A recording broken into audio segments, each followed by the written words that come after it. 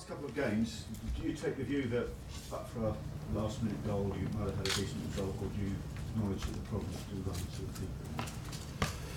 No, I think. I've went through exactly a spell like this before in Academica, where I think we went on a run of 5 games where the results were positive for us, and we suffered goals in the last minutes. So, but that is the nature of football. I mean, there's even the so-called Fergie time, and Man United seems very successful in making the most out of that time in the last minutes to get the results that they want. So in football, you just have to get the focus right on those last minutes to prevent or to hold on to a result that is more satisfying to you. Does it concern you that a former player like Michael Bayer is reportedly saying he thought that Chelsea's players have lost their mental toughness? I mean, Michael is always very self-opinionated, and he has a right to his opinion. I disagree with him.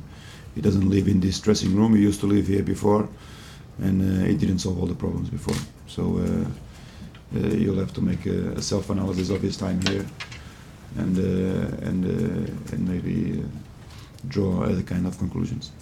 When you analyse this run of the last few weeks, are you tempted to change things radically or keep things going the way they have? In terms of what? In terms of tactics, team selection, the way they do? No, philosophy, as you've heard before, will be the last thing to die in this club. It's a thing that makes technical staff and players very, very proud. And what we've shown up to here, and even in the moments of defeat, is something that we are going to stick with for the remainder of the season. We will want to get the results right, of course. I mean, there's nothing, again, as in the Leverkusen press conference, there's nothing new that I can say to you in a moment where you enter this streak of defeats. Our belief is in our work, and we have just to continue to do it. You've had a really successful time as a manager, but people will quickly point out you're only 34. Do you feel you can solve the problems on your own, or do you feel you may need help from a more experienced source?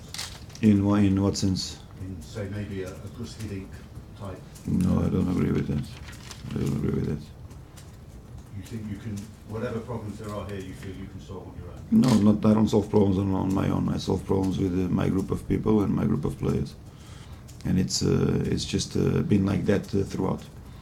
Do you have anybody that's been in the game a long, long time that you turn to in difficult circumstances like this? No, not really. Not really.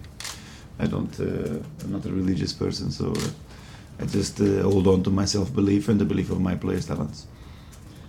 Have you spoken to Roman Abramovich recently? Yes, Do you yes. still have his confidence? Yeah. What kinds of things has he said? Well, nothing. I mean, we are. Everybody wants to get out of a situation like this. It's nothing new, Nick. There's nothing new when you go into a run of bad results. At least you have in a period of 3 days you play a game, and every game gives you an opportunity to get back on track, and that's exactly our focus.